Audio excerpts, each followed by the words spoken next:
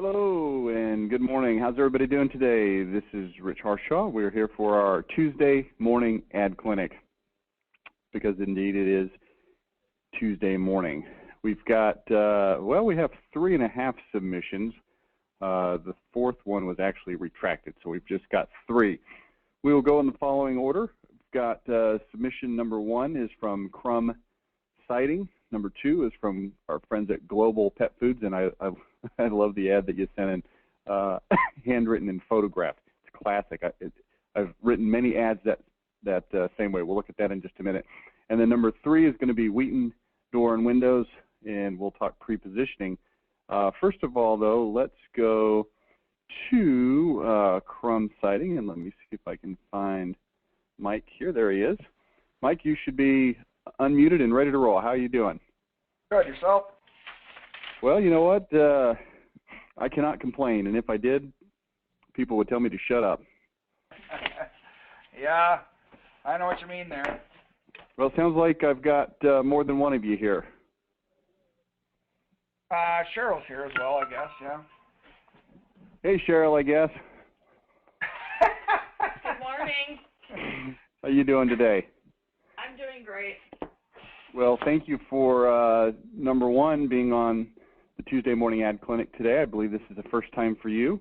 And number 2, thank you for being an insider member and part of our program here. I know you're pretty new into the program. So, in fact, I just reviewed your identity, I think yesterday, maybe Friday, I can't remember.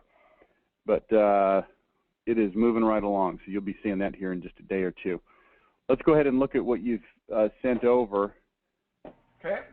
From what I can tell, this is it. Does this look right on your screen? Yeah, and I should have gotten the letter, Rich. I got to apologize on that. I tried to get it this morning, but I kind of know what's in it. So, but okay. this is something that they asked us to participate in, and we've tried it a couple times in years past. And I've never really got much out of it. It hasn't really changed at all, and I'm just wondering what your thoughts are on it, I guess. Well, okay, so what do you like to call this, proximity marketing or radius marketing? I guess it would be the same thing. They just call it a mailer. Different people call it different things. It's the, hey, we're here, we're doing business in your neighborhood. So whether we're in your neighborhood or not, we're just saying we're in your neighborhood is really what this piece is. Well, ostensibly, if you're saying you're in the neighborhood, you're in the neighborhood, right? I guess so, yes. If we show up at your door, we're in your neighborhood today. It's kind of like Cheryl. We're in your neighborhood, I guess. Okay. Yeah. Well, so here's the thing. I've yet to find reports of this kind of thing really working well.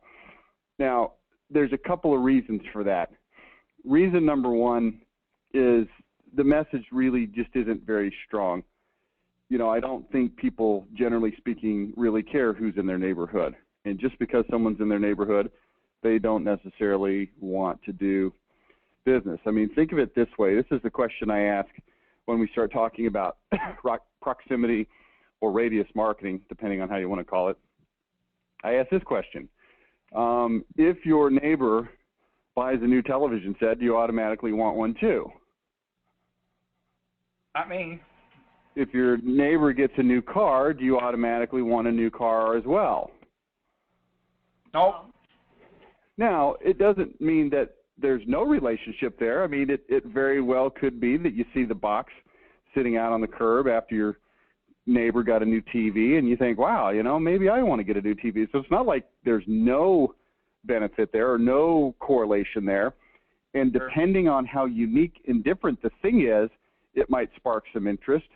My next door neighbor just put in a, what do you call, I don't know exactly what you call it. It's like a backyard kitchen where they've got a big, I don't even know what you call it, like a big overhang sunshade thing with built-in brick barbecue, and there's a TV and stuff like that. And I looked over there and I went, oh, okay, that's kind of cool. Doesn't mean I'm going to run out and buy one, but I, kind of thought, it's on my consciousness now. But I just don't find that it's usually enough to make people pick up the phone and call, although sometimes it is. I don't want to say, hey, that'll never work, because sometimes it will work. Here's the reason it really doesn't work, though, is let's take 100 neighbors, okay, just as a sort of a hypothetical situation. Out of those 100 neighbors, there might indeed be one or two that just because somebody in the neighborhood's doing it, and just because the company that's doing whatever it is, in your case, what is it, siding? Yeah, seamless steel siding. Seamless steel siding. They might say, yeah, golly, you know, we've been needing something like that. Hey, here's somebody that's in our neighborhood that sent us something. Let's go ahead and call them. I mean, there's always that possibility. That's what we call situational results. You're in the right place at the right time to capture that person. It's kind of like, think about fishing. You threw your line out and a big fish just happened to come by. It can happen. More likely, though, those people are going to look at that and say, well, number one, even if I'm kind of thinking about it, I'm not inspired enough to call. I don't know who this company is. I don't even really know who this neighbor is. We think about modern society. How many of your neighbors do you really know? Right. I mean, I can tell you right now, the guy that lives right next to me, his name's Kyle, and I know him because his garage and my garage are on the same side of the house, so we see him quite a bit. But the guy on the other side of me, the one that just got the TV and stuff, his garage is on the whole other side of his house, and mine is on the whole other side of my house, so I don't ever see that guy. I don't even know him. Right. And the guy next to him, I don't think I would know him if I saw him. So, I mean, this is kind of how people are. So if my neighbor 6 doors down is getting, you know, some work done around their house, I don't really say, oh, well, geez, you know, this guy. So these are all things that are working against us. Now, let's talk about how to overcome this. First of all, you were at the seminar I did, right? Yes. So, I mean, you've got a pretty good idea of what the answer is here. And we covered this briefly at that seminar. What do you think I might say is the answer here?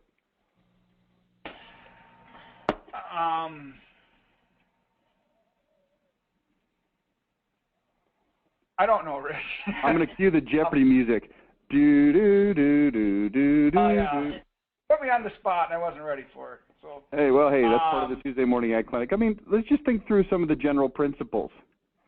Okay. Some of the general principles are, well, why would somebody not respond to, you know, getting this mailer or seeing this sign? And the answer is, well, it's just like I just said, there's not enough relationship there. It's not high enough on their priority list to take action. So what I found gives you the best opportunity is to have a multi-touch approach. Multi-touch approach. But it's not just simply a multi-touch approach. It's a, well, what kind of touches? And I'm going to recommend a varied type and number and kind of touches. And you might remember at the seminar we called this the super robust proximity marketing. Now, I'm not going to show it to you on the screen today. I don't think we have time, and it's not really important to see all the details. But let me just explain it to you.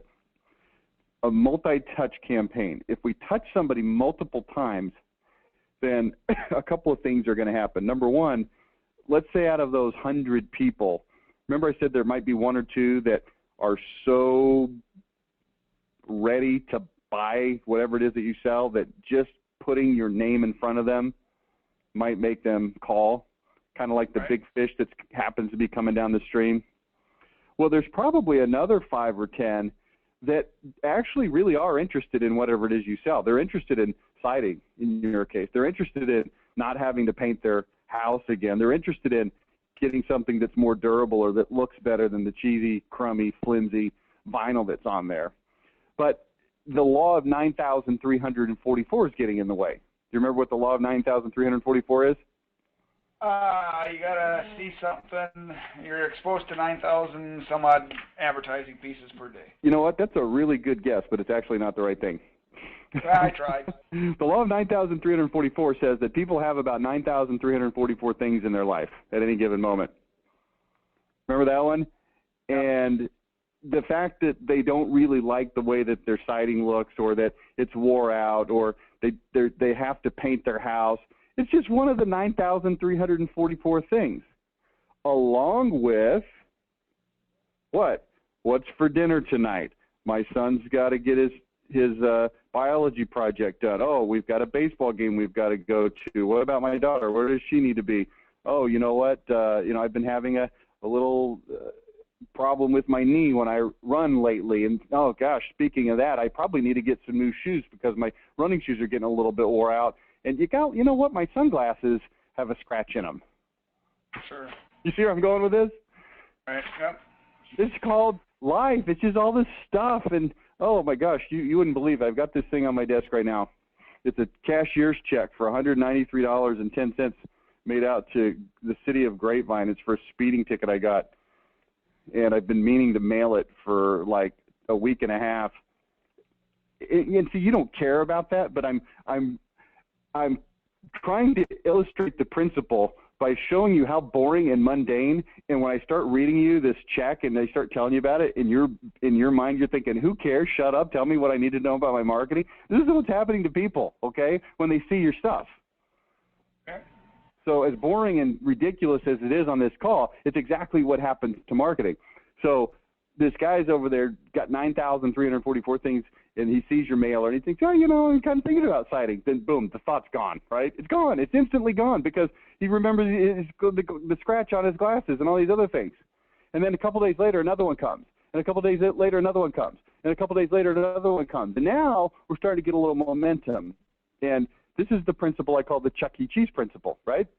Hey, Dad, can we go to Chuck E. Cheese? No. Please, can we go to Chuck E. Cheese? No. Can we go to Chuck E. Cheese? Can we go to Chuck E. Cheese? No, no, no. After about, how many times does it take a dad to give in and take his kid to Chuck E. Cheese?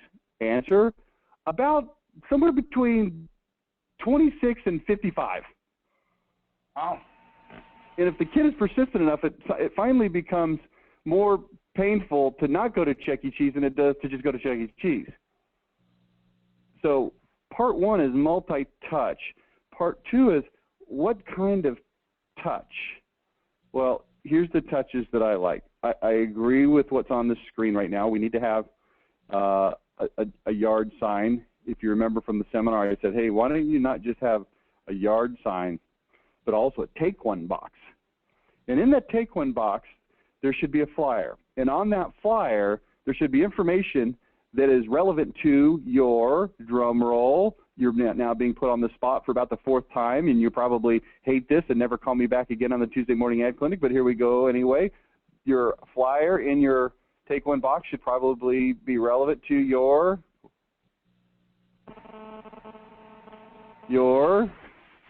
Mike? Identity. Identity. Oh, identity. Yeah, good one. Yeah, your identity. So, here's what I don't really like saying to people. I really don't like saying to people, hey, we're in your neighborhood. Look at this envelope. We're in your neighborhood. To which people respond, yeah, I know, and this is junk mail, and I'm throwing it in the trash. We're in your neighborhood. We're in your neighborhood. I don't really like that message. Let me see what message I prefer. Let's see here. Hang on. Give me a second. This won't take that long.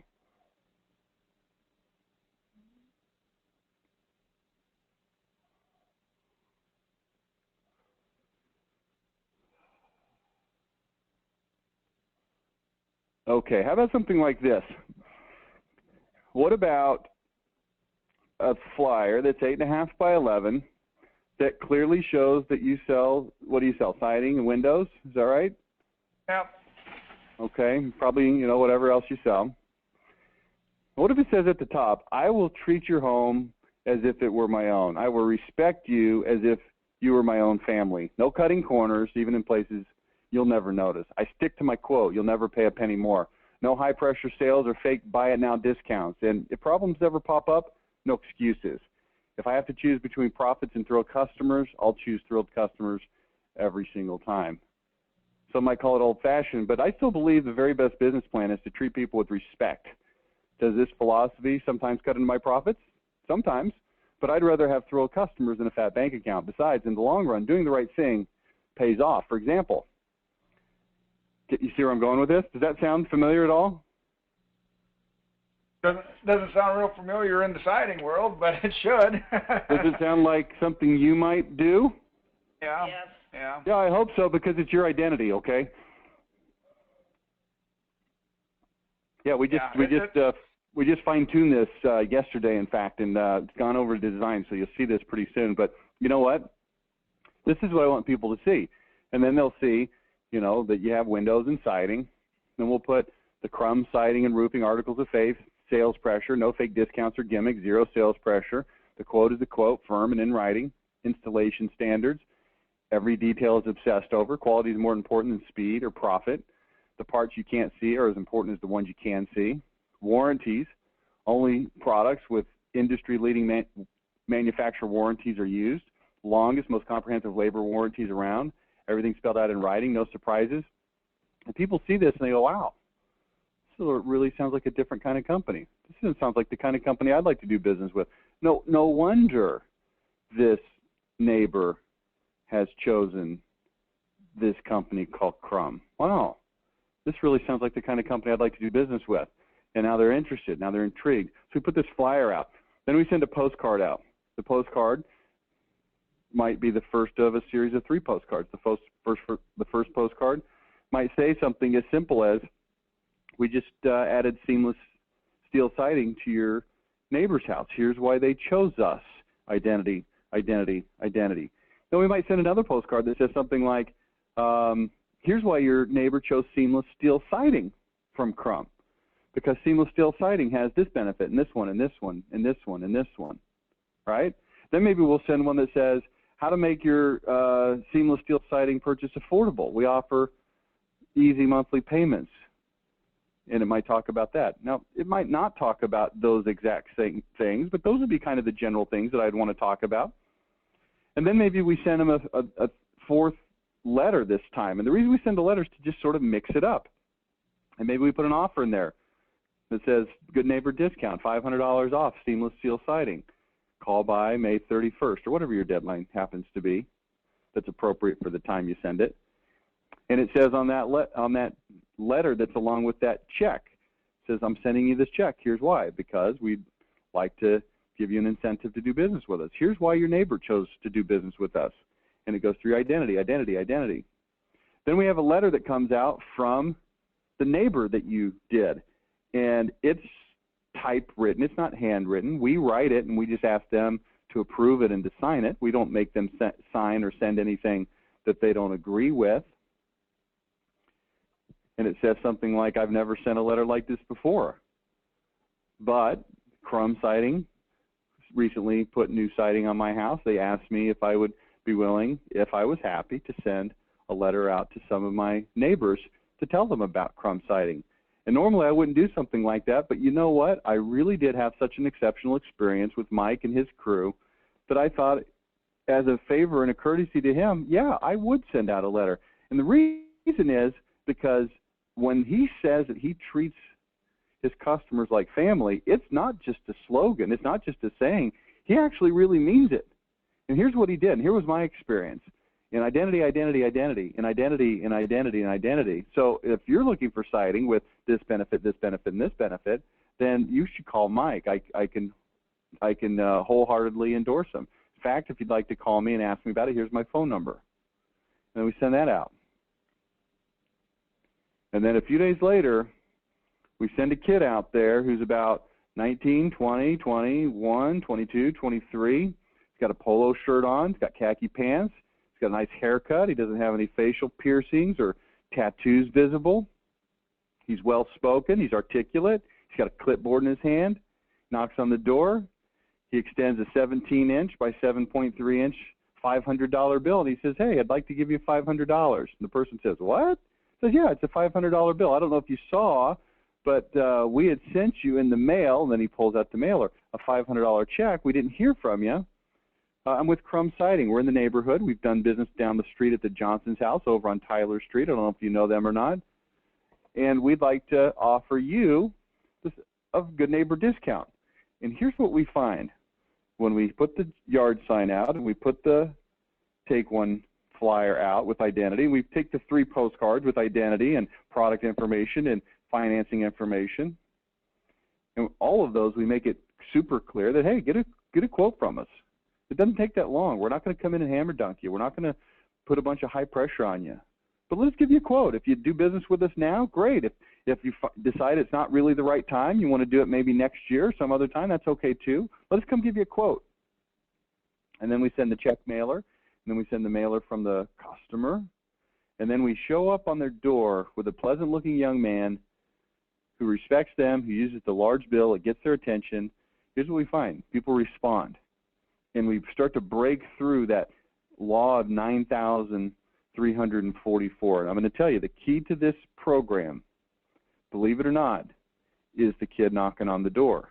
And it's the hardest part to put together, and it's the one that everybody hates, and it's the one that everybody says, well, we don't do canvassing, and we don't, that's not what we do. And I'm not talking about canvassing. I'm not talking about getting a van full of guys, dumping them out on the street, letting them go out and, sit behind dumpsters while they're supposed to be knocking on people's doors. I'm talking about a very targeted list that you've already sent 5 mailers to with a very specific offer. If they don't answer the door, we put a flyer, the 17-inch bill on their door, and then we come back the next day or two later and we knock the doors that didn't answer the first time because the guy knocking the doors is making specific notes about what happened when he knocks. Now here's what happens. Out of those 100 people, the 1 or 2 that are eager and anxious to do something, you're going to get them. And the 2 or 3 or 4 or 5 or 6 or 7 or 8 that are kind of interested and they're thinking about it, but it's hard to break through their law of 9,344, you start to break through. Not to all 10 of them, but maybe to 3 or 4 of them. And so now what happens is out of these 100, you end up getting a good, solid, bona fide 4 or 5 appointments and quotes, and your normal closing ratios hold true, and you probably close out of 5, 2 or 3. Sure. But you know what? Here's why people don't do it. It's hard. Right. It takes effort. But here's what the manufacturer wants you to think. Oh, well, just buy these mailers from us and, just send them out there and, this is good. And, hey, we did our job. We gave you some crap to send. Right. I'm not holding it against them. I'm not saying, wow, these guys are terrible. I'm saying that's kind of what guys like this do. It is what it is. This doesn't work really well. So that's what I would do. In our Monopolize package, you have the ability to get the super robust proximity package. I think the member pricing is $1,500, but you can use your bonus cash for it, so you don't have to pay for it. If you don't have any bonus cash, then yeah, you got to come out of pocket. And my recommendation always recommendation is that you start small, test it on 1 or 2 jobs, spend a little bit of money, see what happens. See what happens. If you like what happens, then run it out there on 4 or 5 jobs and see what happens. And if you like what happens, then maybe you make it a standard part of what you do. And if you don't like what happens, then don't. Right. Yeah, that makes sense. So that's what I would do. Okay. Any questions?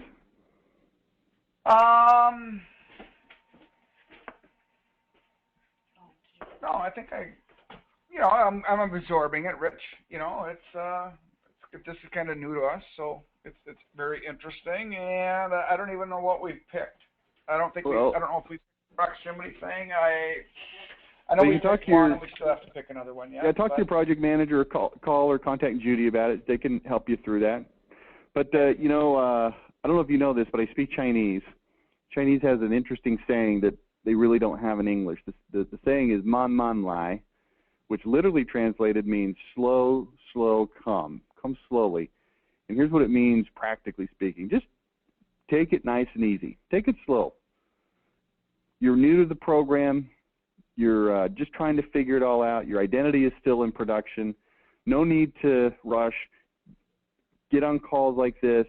Look at some of the webinars that we have and just sort of absorb and take your time and get up to speed. All the stuff will be here, and let's roll with it. But no need to hurry, okay? Man lai. Good. Okay. Okay.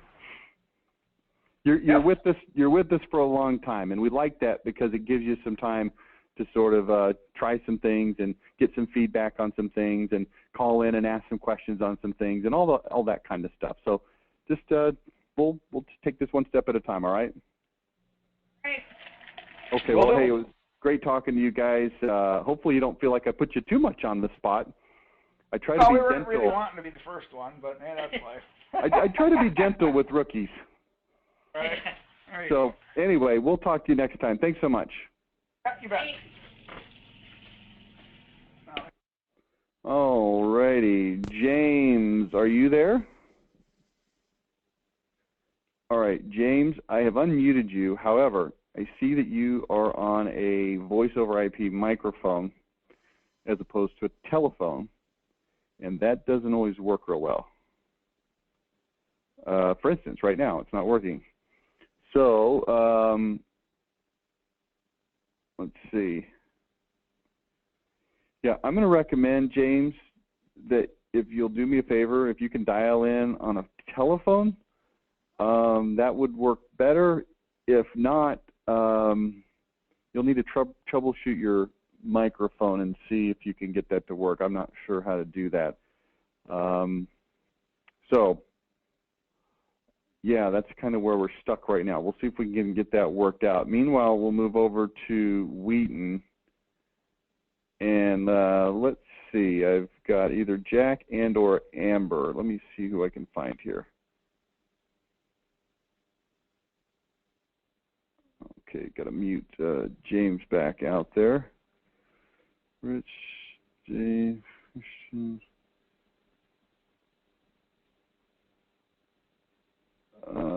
Hold on. Oh, hang on. Here we go. We got David. Muted. All right, David, are you there? Yeah, can you hear me? I can. However, it's going to be important that you turn the volume down on your speakers, and if at all possible, use a headphone. Okay, I don't have headphones. Okay, I don't have a lot of feedback right now. Well, I take it back. There is a lot of feedback right now. Is it possible for you to dial in on a telephone? Sure. Okay, if you'll do me a favor, just dial in on a telephone. The dialing instructions are on your screen, hopefully.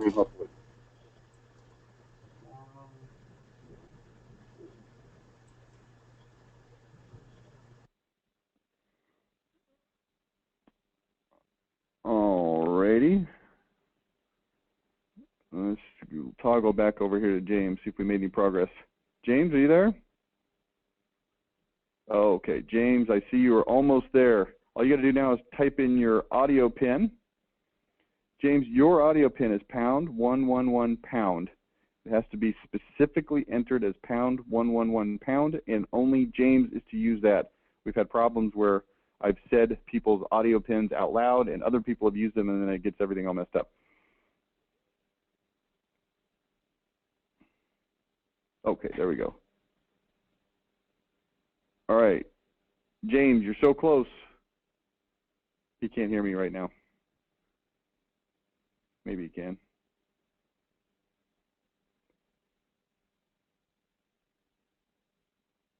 All right, we're going to see who can get their audio pin input the fastest, James or David.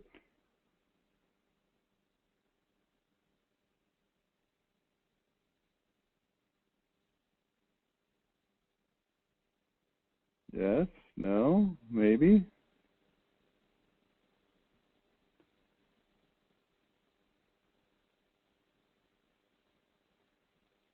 James, you need to push your audio pin in, #111#. We'll do the trick. Until you do that, I cannot unmute you. There you go. Okay. James, you are now live. This is Dave. Dave, okay.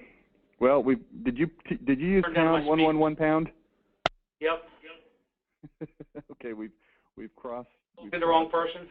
No, it's okay. I'll still talk to you. It just shows up different on my screen. No problem. Let's go ahead and talk. Okay. Now, what I've got to do is pull up on the screen your stuff. So if you'll bear with me just 1 second, I will make that happen. Okay. And David, you tell me who you are over at Wheaton. Wheaton's a new customer of ours, so I'm not super familiar with all the people. I work the general manager here, and work with Jack on marketing, pretty much everything. Okay, fantastic. Would you say that you are the main marketing guy? No. Okay. All right, so tell me what we're looking at here today. I've got several things from you. Why don't you kind of give me a quick overview? Okay, well, the first slide that you're looking at now is a canvas brochure. That's just the front and the back cover. Inside of it is some tabbed inserts that talk about what we do, our warranties, our price guarantee, and then also a customer referral card, where the referring customer would receive some compensation for referring their friend. Okay, now this canvas brochure is something that you hand out to somebody who opens their door. Is that correct? No, this particular one is something that we give to a customer who has purchased and it has been installed. So just out of curiosity, why do you call it a canvas brochure? Because it's made out of canvas? Not, it's a referral brochure, really. Okay, so it's just misnamed. Is that all? Correct. Okay, fair enough. Again, it doesn't really matter. I just want to make sure I'm thinking straight here. You're looking at the front and back. It opens up and there's pockets on the inside. Okay, and is this what you'd see on the pocket?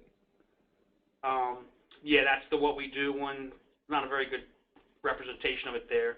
That's a lifetime labor warranty, and they're tabs so that you see all. They're tiered, so you see all 5 of them when you're looking at it. Okay, got it. And I understand that these are going to look better in the brochure. That's obvious, so not a big deal here. Okay, so what is your question? Simply, hey, what do you think about this? Yeah. Okay, fair enough. All right, so by way of review, you're going to hand this to a customer. Typically, when are you going to hand this to a customer? The day of the install. During the install, after the install, or does it really not necessarily matter? The day of the install, but depending on timing, it could happen before, during, or after. Who's going to hand it to them? At the time we had someone dedicated to doing that process. Unfortunately, it wasn't executed as well as we would have hoped to. So I don't think we got the message out the way we would have liked to. And so who's giving this out now? As of right now, it's kind of been put on hold. Okay, so it's not really being executed. That's correct. And the person that was handing it out, you said it was a person dedicated to just simply this program? It was a sales representative who, ran a few leads and then also spent some time following up on these particular items. And that's probably why it didn't work, because we didn't have a dedicated process for doing it. Okay, and the point of this piece, as I understand it, is to generate referrals. Is that right? That is correct.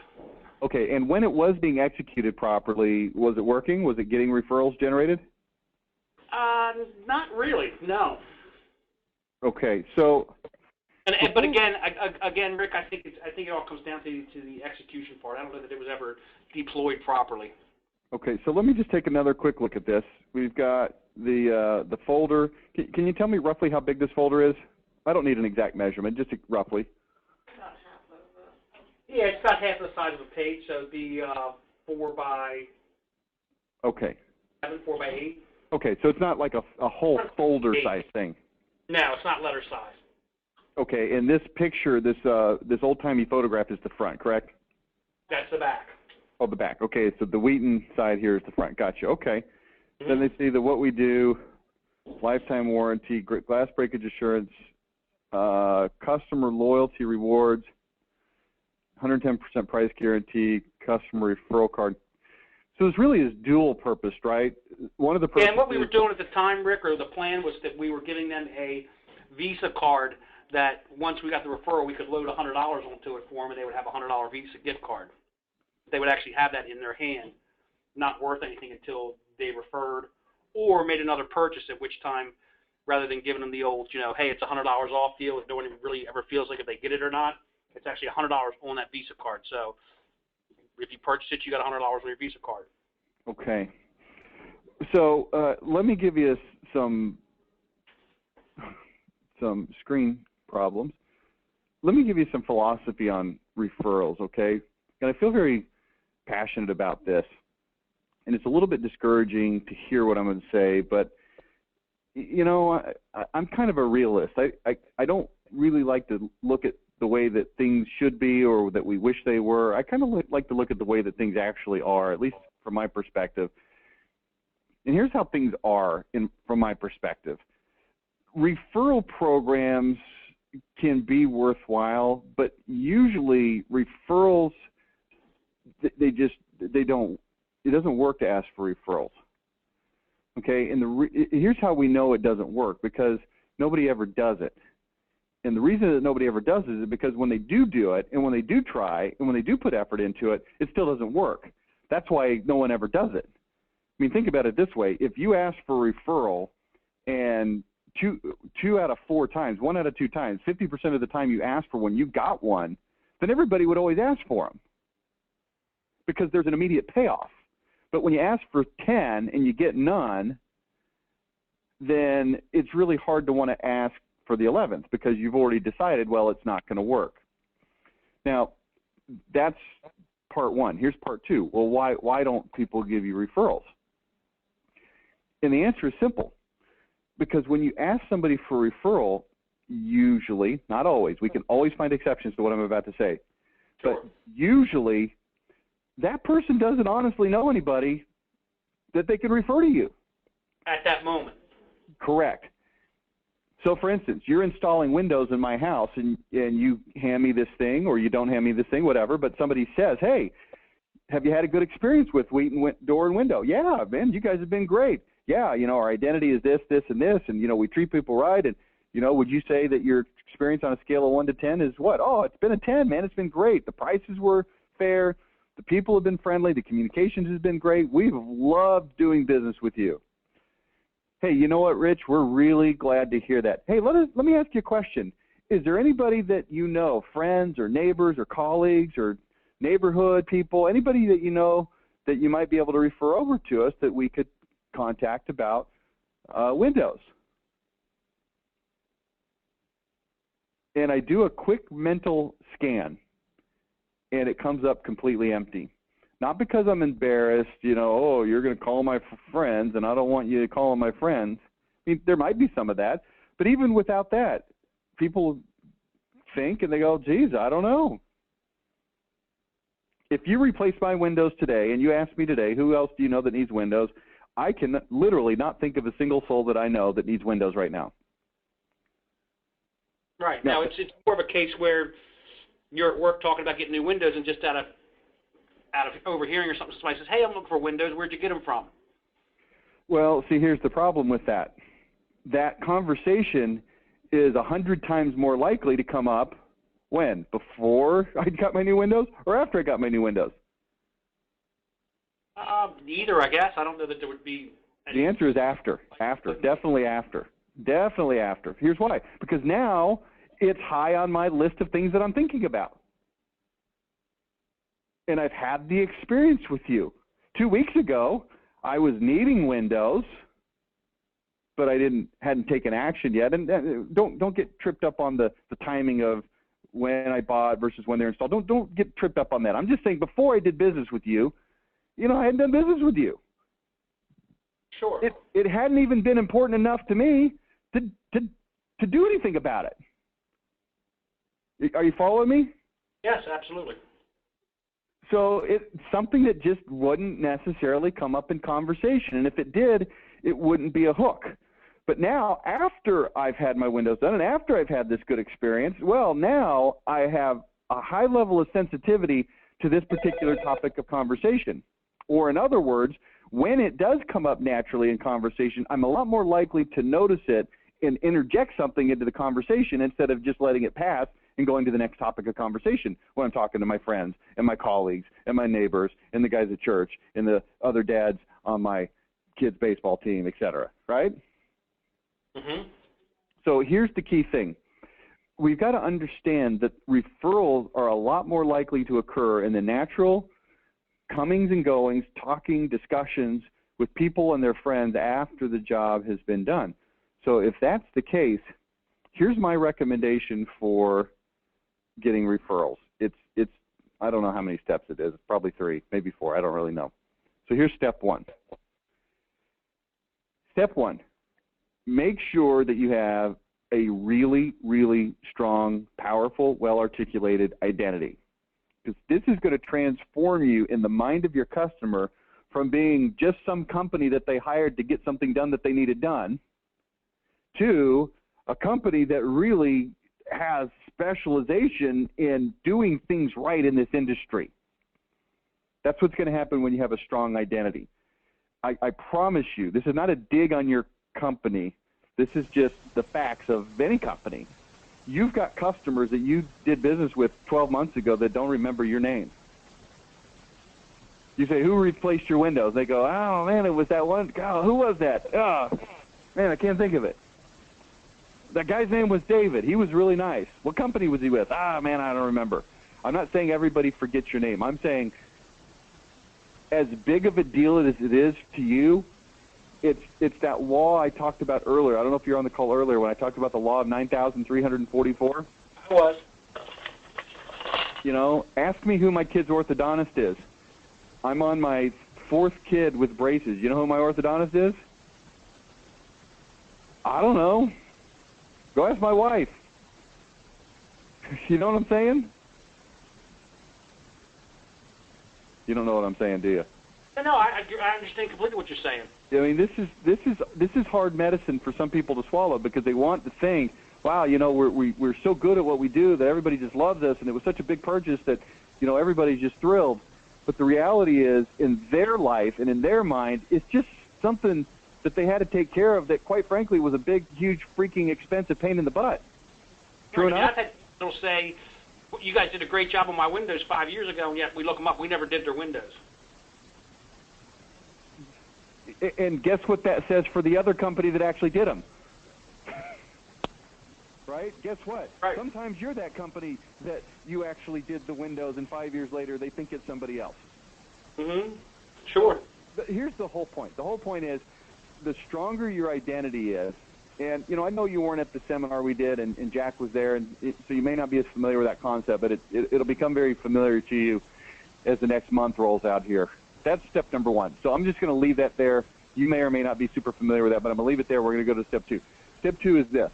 I'm going to encourage you to really fine-tune and dial in your communications with your customers. Here's why.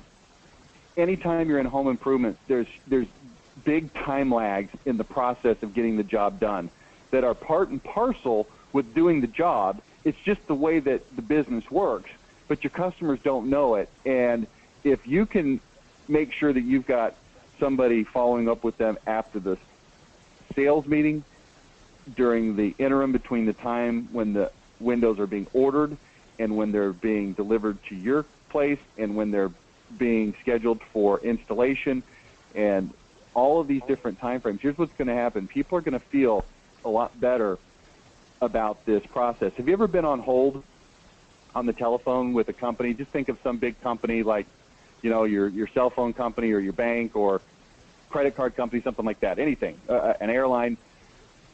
And they say, oh, well, let me go check on that. And they put you on hold, and after about 2 or 3 minutes, you start to think, are they still there? Did they forget about me? You ever had that experience before? All the time. Now, let's contrast it to this. Let's see, your name is what, Finnan? Fine. Finan? Okay. Sorry about that. My name's Rich, not Rick, so we're even now. Okay. Mr. Finan, hey, you know what? I've got to go check with my supervisor on that. It's going to take me about 3 or 4 minutes for me to track that person down, explain your situation to them, and get them to tell me what to do. Is that okay if I put you on hold? It might be as much as 3 or 4 minutes. Is that okay? And you, of course, having no option, say, oh, okay, that's fine. And now it's been 3 or 4 minutes, and what are you thinking? Oh, well, it's 3 or 4 minutes. That's what they told me. And you don't have that same thought of, well, what's going on here? I'm going to encourage you to take that same approach towards your customers, because that 3 or 4 minute delay that operator thinks is so routine and doesn't think twice about is a big, huge deal to the person on the other end of the phone. Same thing in your business. So that's number 2. Here's number 3. Number 3, at the end of the sales process and the installation process, if you want to ask for referrals and use this kind of program, go ahead and do it, but don't expect a lot. But here's what I would do. I like this approach. Your average sale for Windows, David, is how much? What's the average sale amount? $5,000. $5,000. I'm going to encourage you on a bare minimum level to spend $25 and more likely $50, but you do what you can fit into your budget. Let's just say $25. I'm going to encourage you to take $25 and buy a gift card for this customer. It can be to Chili's, it can be to the Outback Steakhouse, you know, just some sort of local or national restaurant chain that most people are generally speaking going to like, okay? And I'm going to encourage you to send it to them in a letter. And the letter comes after the job has been completed. And it says, "Dear Mr. Johnson, I wanted to take a moment and send you this letter along with this gift card for $25 to Chili's. It's one of my favorite restaurants. You might want to try the chicken sandwich, whatever you like, you know, whatever. You don't have to say that. And I'm sending it to you for two reasons. The first reason is just to give you a sincere thank you for doing business with us. We know that you've got lots of options when it comes to your replacement windows, and you chose us. And we take that confidence and that trust seriously. And this is just a little token of our appreciation. Number two, in the future, if you know anybody else that might be interested in Windows, we sure would appreciate it if you would refer them over to us. They might enjoy Identity Point 1, Identity Point 2, Identity Point 3, just like you did. And if so, we'd really appreciate you sending them over to us, or at least have them go to our website. Now, if you don't have any referrals, you're under no obligation to participate. And by all means, please feel free to use this gift card just for the sheer opportunity for us to say thank you. You're under no obligation to send us any referrals, but we do want you to know we appreciate your business. Let us know if we can help you out, or any of your friends. Sincerely, Dave and Finnan, Wheaton Window and Door and Window, excuse me. And you send this out to them, and this becomes what I call an exclamation point at the end of a fantastic job. You've got a strong identity, you communicated strongly and consistently with them throughout the job, and now you've sent them this gift card. Now here's the thing about the gift card. The percentage of your customers that will actually use the gift card is extremely high. And they're going to be sitting there at Chili's eating their baby back ribs thinking, wow, I'm here for free because of these guys that I bought my windows from. And you know what? It was a $5,000 job, and that was a really nice gesture of them to send me this gift card. It seems appropriate for the situation. Now, at the same time, David, how many other companies do you think sent them any kind of gift card for anything that they've bought in the last 10 years? Not many. None. Practically zero. It's so rare that you now stand out. Now, all of these things are trying to get the person to have a great experience and to remember you. Step number 4. So step 1, identity. Step 2, communication. Step 3, the thank you card. And I'm going to tell you something. If you send them a thank you card that's just a thank you card that says, hey, we appreciate you, they'll like that. They'll appreciate the fact that you sent it out, but they won't ever remember that. Number 4, consistent communication with them from then on. I recommend at least quarterly mailings. At least quarterly mailings. Now, in your case, you've got an opportunity to potentially sell them more stuff later. Windows. I'm sure you've got some people that do part of their windows now and want to do part of their windows later, or maybe they want doors later. You know, if you sell sunrooms, it's kind of hard to sell somebody a second sunroom. They kind of don't need one anymore. But in your case, windows and doors. So when you send out these mailers, I would send them out quarterly. And when I send them out quarterly, I would make sure that your identity is strong in there, that you make offers for other products that you have, but also I would mix it up and I would have straight referral requests so that they know that you're asking for referrals, and it puts it in their mind. Now, what's going to happen is when they see that, guess what's going to anchor in their mind? The gift card. Well, number 1, the identity. Number 2, the communication is going to be very, very fuzzy in their mind. They're not going to consciously think, hey, they communicated great, but it is going to help them feel good about it. And then the gift card, right, absolutely. And it's going to anchor to all those great feelings they had when they did business with you. I want you to think about this. Think about all the companies that you've done business with in the last 5 years, everything you've ever done business with, from the grocery store to the gas station to the place where you ordered your outdoor patio furniture that got delivered by UPS, to everything. And I want you to think of the companies that were so great that you just raved about them. I can't think of one. Well, and if I sort of put the proverbial gun to the proverbial head, you could probably think of 2 or 3 that were pretty good. You liked them. Yeah, they were there really was nobody good. that was terrible, but no one that wowed me. And here's what I'm trying to say. If you put just a little bit of effort into wowing, because you know what? You already do good work. You already do a good job. It's not like you got this okay company and you got to fool people into thinking that you're something that you're not. You don't. You're a good company. So what I'm asking you to do is to look at ways that you can polish your company and make it more of a wow experience. And it starts with identity and communication, and then this exclamation point at the end of all of that is this gift card. And people are going to start to think, wow, this company is fantastic. The other part of this, I didn't even mention this, is the contractor standards. And that's something that we'll be working with you guys to put together. But this contractor standards is going to allow your customers to see that you're above and beyond and exceptional in the way that you run your business in terms of professionalism and financial stability and what's the word I'm looking for? It starts with an R. Reputation and workmanship. And then on top of all of that, I mean, you're just going to really paint a very favorable picture of your company in their minds. And then here's what's going to happen. Those referrals, they will naturally flow. They will start to naturally flow. Now, if you want to put these $100 gift cards and all this kind of stuff in place, it's only going to enhance it. But here's what you'll find. When you start to focus on these little things, this is kind of like those 3% of things that make 80% of the difference in terms of referrals. But they're hard to do. I mean, they take focus and concentration. You just gotta do it. You'll start to see those referrals flow. Let me just tell you 2 extraordinarily short stories. The first story is a company in Chicago. This is where I learned this lesson from about communication.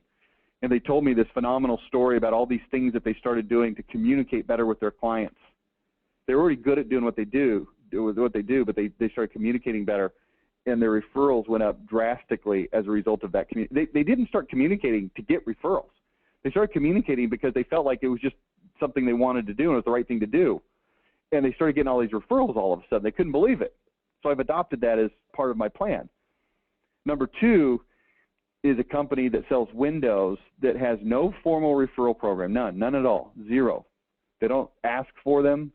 They don't reward people for them, but they deliver such a phenomenal customer experience from the minute they find out about this company to when they show up at their house to when they install them, and all these little things. I won't even discuss what they do. I'm just going to say they make a phenomenal impact on the person, and this company runs about 60% of their business off referrals now, and they close their referrals at a rate of about 85%. It's just a great little business model. So I'm just going to encourage you to do those things. Now, what you've shown me here, this stuff is all fine. I would keep doing it. Or if it's too big of a pain in the butt and you can't get it done because it's just a big, huge pain in the butt, here's why I like this gift card and this letter thing. It's easy for somebody to manage from the office. Right. Now, the easier it is to execute, the more likely it will happen. It still has to be managed, and it's still a pain in the butt, but it's a lot less pain in the butt than driving around to somebody's house and handing them something and hoping they're there and hoping, all that kind of stuff. Correct. What you may want to do if you adopt that plan, contact our office. We've got some letters that we've already written that you can send along with that stuff. You can ask for those. Also, I would encourage you to send that gift card, I would get a thank you card type of card that you send it in, so that it comes in their mail looking more like a Hallmark card than a regular letter. You know what I mean?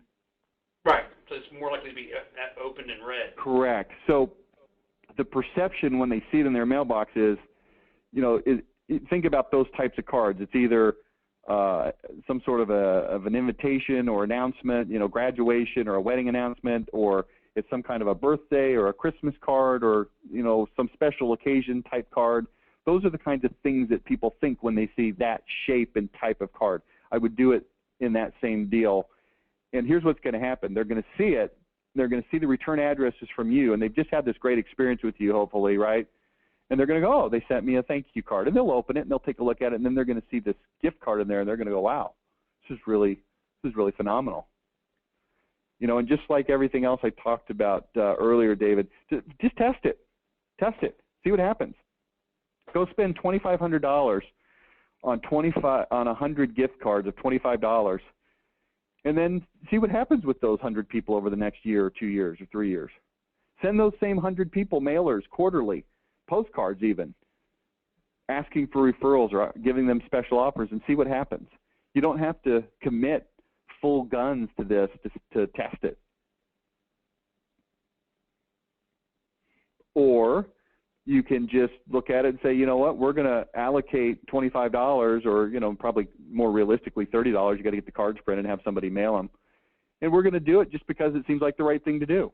Giving somebody $25 on a $5,000 job, that seems reasonable. But I'll tell you this, I've had customers do this before, and you've got to take a long-term approach on this. If you send it out and you say to yourself, well, I'm going to send out 100 cards, and I need to get X number of referrals in the first 30 days or 60 days, or I'm going to consider it a bust, it's still not, it doesn't work within the human nature that we're trying to tap into. We can't expect people to have a 60-day deadline to have that discussion with their friend, because they're not trying to have that discussion with their friend. We're waiting for it to naturally come up during normal conversations. Yeah, and the more that you send, the more that you do it, the more it'll build to a critical mass, and then you'll start getting that percentage. It'll start working, and then it'll just keep on working from there. That's true. Now, let me just add this little last piece, and then we'll move on to the next thing. There's two kinds of marketing dollars that you can spend. One kind is what I call hunting, and another kind is what I call farming. Hunting dollars are ones that you spend with an anticipation of an immediate return. It's like hunting, right? You go out and hunt, you better catch something that day, or you starve that night. So you need to look at your budget right now and ask yourself this question. What percentage of our dollars are hunting dollars? In other words, we spend the dollar and we expect an immediate return. We go to a home show, we expect people to be interested, right, at the home show. And what percentage of your dollars are farming? Things that we spend money now, but we don't expect immediate returns.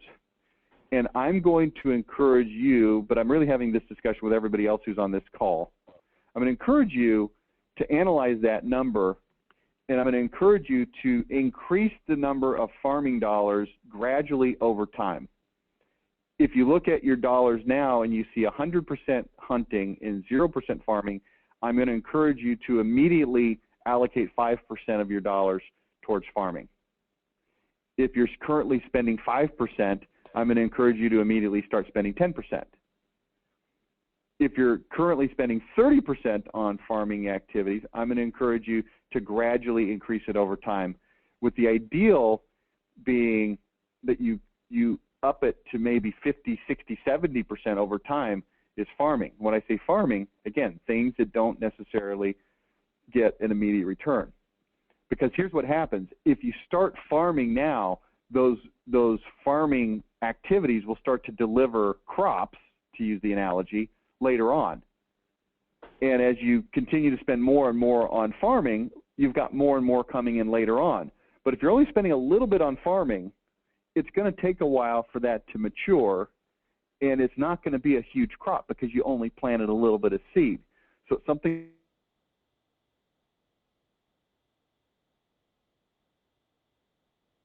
customers, this is a great place to spend some farming dollars. Dollars that may not come back right away.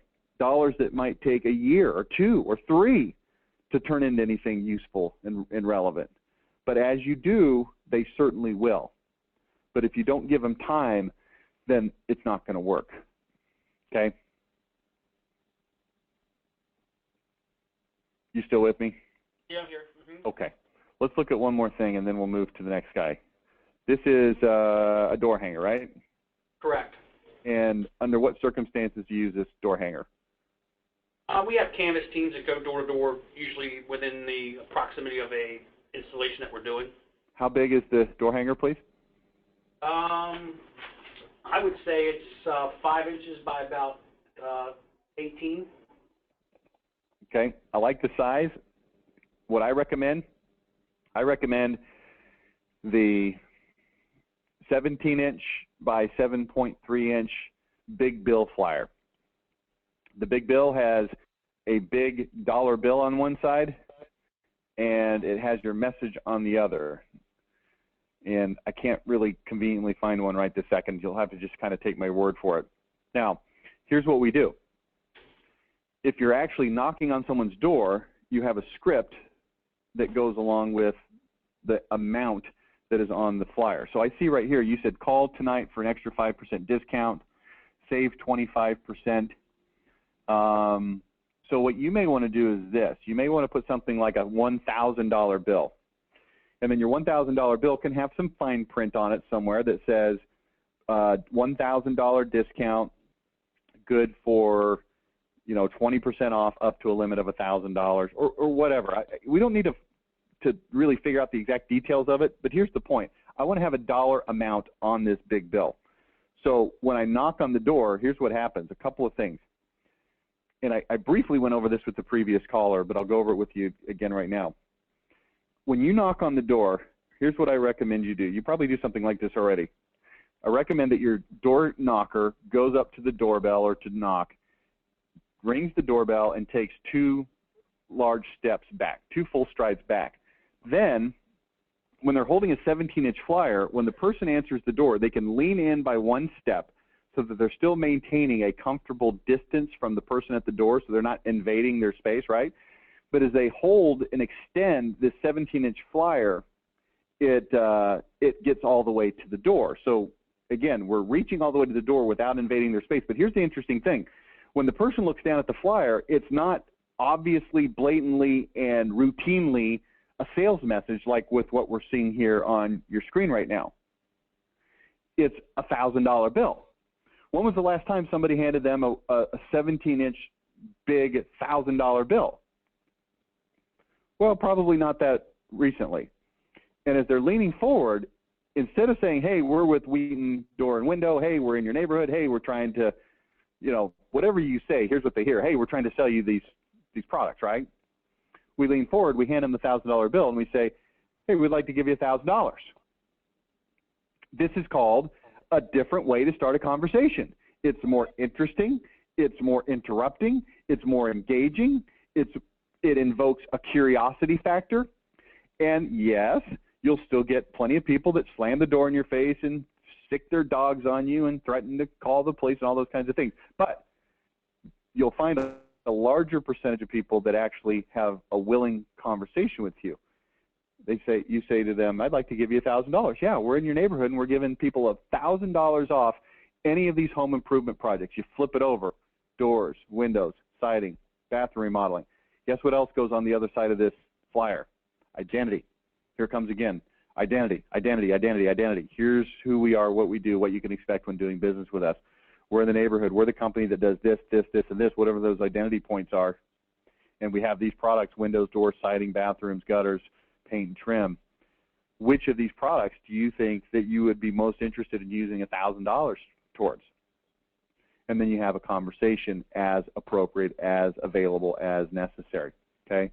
It's a great way to break the ice. If they're not there, then you can hang it on their door. And when you hang it on their door, hang it dollar bill side out, so that's what they see when they look at their door. They're like, oh, man, crap, what's that, $1,000 bill? That's interesting. And they look at it. This is called an interesting way to get people's attention. And the $1,000 isn't just $1,000 for the sake of, hey, that's kind of cool. It ties into whatever your offer is. So it has a logical extension in the conversation of why it's a $1,000 bill, right? It's not just randomly a $1,000 bill. You tracking with me? Mm-hmm. So that's what I would do on this. You know, as far as the messaging on the bill, when you've got a 7.3-inch wide bill, it's pretty stout. It's got a lot of room for information. I would put your identity at the top. I would put the different products that you have, similar to what you've got on this this screen right now. But instead of saying, you know, lower prices, faster turnaround, peace of mind, satisfaction guaranteed, those are all things that people 100% expect you to say. I want to come in with more of an identity type of a message that says things in a powerful, articulate way that makes people go, wow, that sounds really interesting and unusual and awesome. Kind of like I discussed with Mike Crum, the previous caller. Okay. Okay. So that's my suggestion for the door hanger. Okay. So if you'd like to look at some of that stuff, again, like I mentioned to the previous caller, we can put all that stuff together for you. Part of the package that you purchased from us gave you what we call bonus cash, where you can actually use it to have us do that kind of stuff for you, so you don't even have to pay extra money. We've got a package called we've got a home show package, and we've got a super robust proximity marketing package that both include that big bill that you can use for canvassing, okay? Okay. So talk to your project manager, and they can help you out with that, okay? Mm-hmm. Any other questions? No, Amber? No. Okay, we're going to mute you out, and appreciate you participating and being part of our program here. Thanks a lot. Thank you. All right. All I've got to do now is figure out who is who.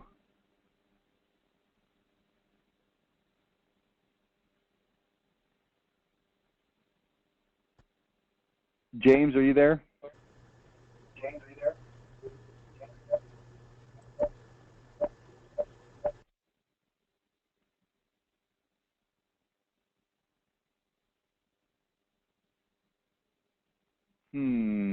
I am trying to get James, but we've had a little bit of a crossing of signals.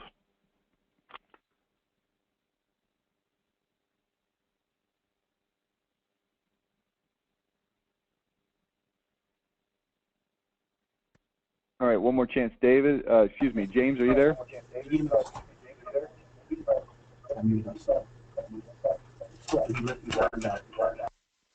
James, how about now? Are you there now, James? Earth to James. Okay, I cannot get you, James. However, I do have your thing on here. Let's take a look at it. Are you having a tough time finding a food that agrees with your pet? Sample any food for free, no risk guarantee, store location and map, Air Miles logo, QR code. Okay, let me give you a little bit of suggestions on this. I like the idea. Are you having a tough time finding a food that agrees with your pet? Let's reword this just a little bit. Are you having a tough time finding a food that agrees? I want to use the word perfect in here. So here's what I'm going to do. Are you having a tough time finding the perfect food? And I'm going to underline the word perfect. The perfect food that agrees with your pet. And then I want to put a small subheadline that says, you know, I'm going to make this up right now, James, but you can make this right later. 60% of pets suffer from food-related allergies, illnesses, and something else. Something else, I don't know what the word is. Allergies, illnesses, and whatever. And then I might put a second subheadline under that. Common symptoms, lethargy, dull coat, ear scratching,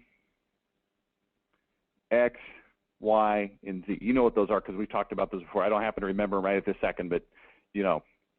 Okay, so here's what I'm trying to do. I'm just trying to put a little bit more information in here so that people who don't necessarily immediately think, yeah, I am looking for a perfect food. I'm trying to let people know that, hey, maybe you need to find a perfect food.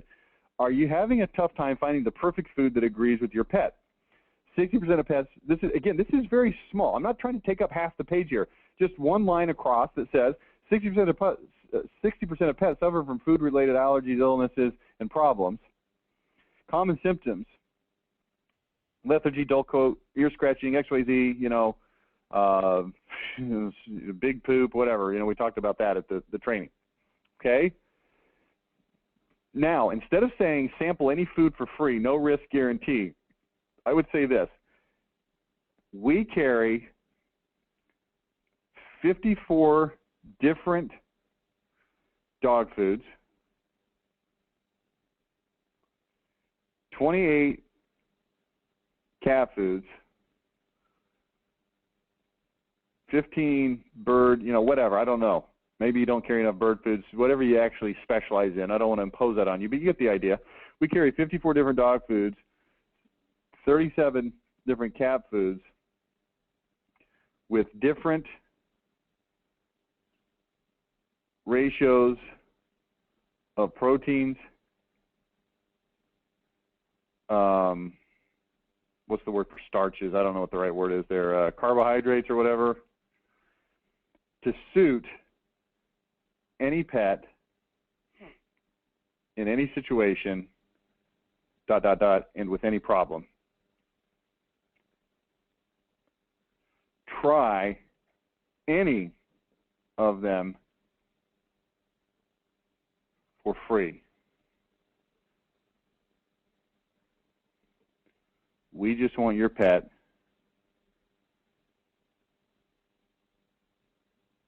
to be healthy,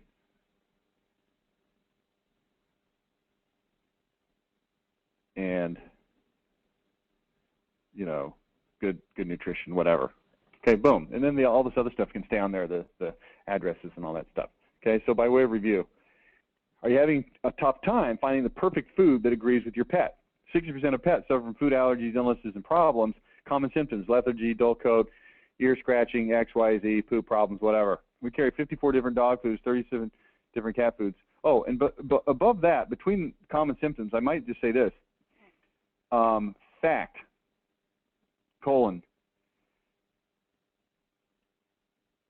you should rotate different foods, at least underlined, every 9 to 12 months. Right?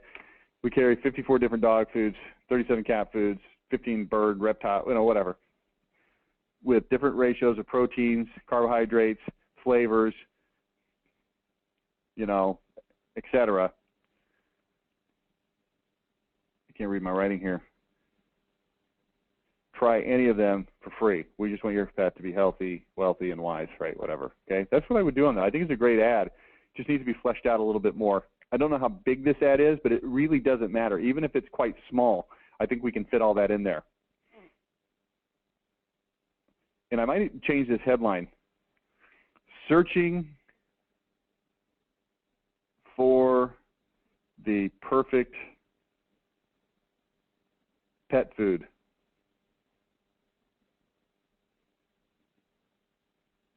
Searching for the perfect pet food that agrees with your pet. I know it's redundant to say pet food and your pet, ? But I like that. Okay? Okay, that's what I would do. Sorry I couldn't talk to you, but I think this is a straightforward enough review that's going to do the trick for you there. Oh, hey, guess what? James, are you there now? Can you hear me? Yes. Finally, after giving the review, did you track with me on all that? Yeah, I wasn't able to write everything down. I got the revised title there, but that's about Well, you know most what? of what I got written down. For you. I'll type it up for you because I'll tell you what, my handwriting is horrible here. It's terrible. I can't even read it. There's part of it I was like, I don't know what that is. But any questions on that particular critique I gave you? I think it's pretty good. Yeah, no, that flushes out a bit more. How big is the ad? What's that? How big is the ad? It's about 8 inches by 8 inches. Okay, perfect. And where is it running? Is it a publication or a mailer or what? It's going to be in the front of the grocery carts in the grocery stores. Yeah, so you know what? This is good because I'm surprised they would let you run that there because it's going to take business out of their grocery store, but, you know, that's their problem, not yours. Well, interestingly, it's the manager of the local Safeway that actually recommended to the sales guy that they talk to me first. Okay, you know what? I like this then. With this, here's what we did. We put just enough information in there that we're telling a more complete story because look at what's on the screen right now. You know, it's assuming that somebody is struggling with this problem when the reality is there's this whole market of people that really don't realize that they need to pay attention to this, and this is a good way to make them pay attention. So we have the same concept. We're saying the same thing. We're just giving them enough extra information that as they're pushing that cart around, they start to, you know, maybe have a little second thought about their current foods, right? 60% of pets suffer from allergies, illness, and problems, common symptoms. And what we're hoping is that people go, geez, my dog does seem kind of lazy. Now, maybe dogs are just lazy anyway. Who knows? But maybe they notice that. You know, I would put probably 6 or 7 or 8 or 9 symptoms in that list, all the common things that might strike somebody. We have 54 different dog foods, 37 different cat foods, 15, you know, whatever, you know, with different ratios of proteins, different types and ratios of proteins and carbohydrates to satisfy any pet in any situation with any kind of problem. And then they go, wow, that's really cool. And then try any of them for free. And then, you know what? I just thought of this. You might want to have a little slogan that says something like, our expertise is always free. Mm.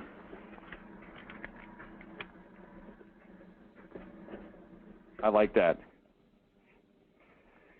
Because this sort of draws the conclusion for people that, oh, these aren't just guys with a lot of pet food, they're experts on pet food.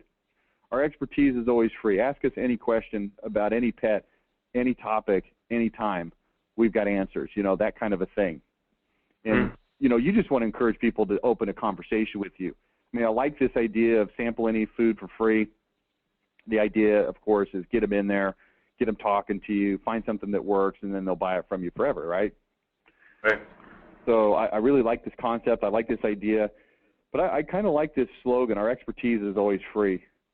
I really do. I think it's a nice tagline for what you're all about over there. It gives people permission to talk to you. Right.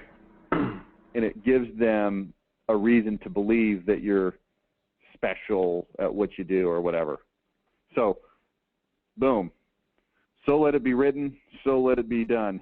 Our expertise is always free. I want a nickel every time you say it. I'm just kidding. I got plenty of nickels from you already. And this is what I do for this ad, okay? Okay, that sounds good. You can put this same type of message in lots of places. You know, if you've got an ad to run somewhere, this is something that you might want to consider other places as well. Okay, that sounds good. Would you keep the ad the same for the 6-month contract, or would you change it up? You know, I don't know that it's necessary to change it up. You know, I don't know. Maybe I'd change it up. What are the parameters? How often can you change it? Every 2 months, or yeah. Yeah, let's change it every 2 months. What the heck? You know, I'm going on an assumption here. You know, when we talk about marketing, we talk about single-touch environments and multi-touch environments. Right. And I would think that this is more of a multi-touch environment because people do tend to come to the same store over and over and over. And, you know, they could probably give you stats on this down at the Safeway, but I'm going to guess that the average person's probably coming in there like, what, every 4 days probably. Yeah, at least a lot is once a week, at least. Yeah, you know, and then you're running in for the I mean, I'm just speaking from my own personal experience. You go buy all the crap you need for the week, and then you always end up needing something one or two other times. That's how they make all their money, because you run in for that one little thing. You ever done this before, James? You run in there to get that one little thing, and you look up, and your basket's got 13 things in it, and it was $42, and you're like, crap, I just spent $42 for a $1.82 thing. Yeah, it happens every time my wife sends me to the store. Yeah, so anyway, I like this, and yeah, come up with some other ideas, and let's talk about them on future ad clinics. Okay. But I like this. And you know what? The graphic design on this is really critical. It's got to look good. It's got to kind of catch their attention, and I would make it, you know, look in the same vein as some of the other stuff that we're talking about. Right. Okay. So, hey, we'll be in touch with you soon. We've got some stuff that we owe you on the website, so that's coming to you quickly here, okay? Okay. Sounds good. All right, thanks, James. Appreciate you participating, and I think that's it. I think we've conquered today, and our fourth participant decided that they were not available, so we'll talk to them ostensibly next time. So that's it. We'll be back with you on Thursday. We've got our Insiders Open Forum, and before that, we've got our Rapid Fire Innovation Hour webinar. So we'll talk to you then. Thanks. Yeah. Bye-bye.